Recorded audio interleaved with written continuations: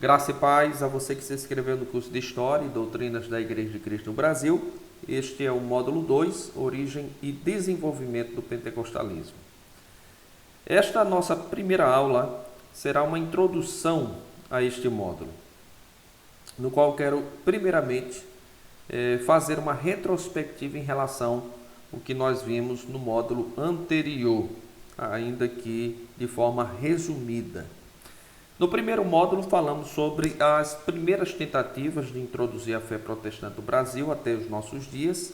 Na oportunidade, vimos as 3 fases do protestantismo no Brasil. Primeira fase, qual nós denominamos de intromissão protestante, quando no período colônia foram feitas as 2 primeiras tentativas de introduzir a fé protestante, pelos franceses na Baía da Guanabara, Rio de Janeiro, em 1555, e pelos holandeses em Recife, Pernambuco, em 1630. É chamado de intromissão protestante esse primeiro período aqui, ou esta primeira fase do protestantismo, em virtude de que, antes mesmo dos protestantes chegarem, os portugueses católicos já estavam no Brasil, né? Já estavam se estabelecendo e se expandindo, quando por esse período os protestantes fazem suas primeiras tentativas de juntamente propagar a fé protestante. Mas sem muito êxito, sem muito sucesso, conforme vimos nas aulas do módulo 1, não há muitos vestígios, né, destas 2 empreitadas, no qual não foram bem sucedidos, não tiveram êxito, né, em virtude do próprio contexto no qual o catolicismo predominava e no qual havia uma assídua campanha para inibir a propagação da fé protestante, além também do intuito do próprio catolicismo, através dos portugueses, de se expandir e levar a fé católica para as novas terras recém-descobertas. Bom, depois dessa fase, nós temos uma segunda fase que denominamos de minoria protestante, quando no período monárquico e republicano, com o Tratado de Comércio e Navegação em 1810, assegurou a liberdade de fé dos protestantes ingleses, o que colaborou para o aparecimento das primeiras denominações protestantes, da Igreja Metodista em 1835, Igreja Congregacional em 1855, a Igreja Batista mais a Igreja Presbiteriana, ambas em 1859. Nesse período surge o movimento pentecostal, né, com o surgimento da Congregação Cristã e a Assembleia de Deus no início do século XIX.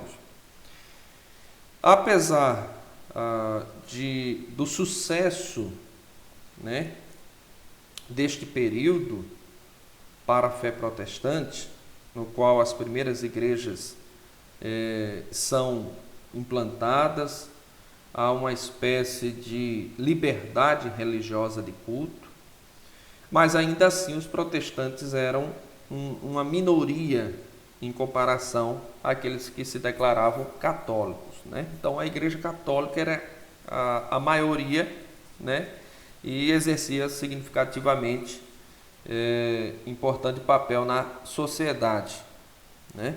Mas é importante dizer que já é uma fase no qual nós louvamos a Deus pelo sucesso, pelas coisas que Deus colaborou para convergir-se para o estabelecimento da fé protestante e desta maneira que os ideais da reforma pudessem se expandir para todo o território brasileiro.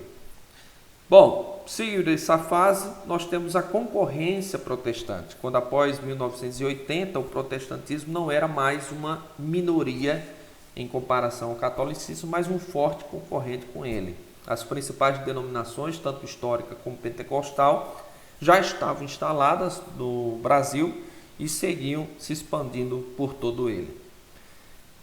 Bom, Então, conforme vimos, a fase anterior era de minoria protestante, estava assegurada a liberdade religiosa, os protestantes ingleses estavam livres de perseguição, podiam professar sua fé livremente, né? E então as primeiras denominações se instalam no Brasil, inicialmente históricas, né? As grandes denominações históricas, até que depois surge o movimento pentecostal no início do século XIX, mas ainda assim os protestantes eram uma minoria.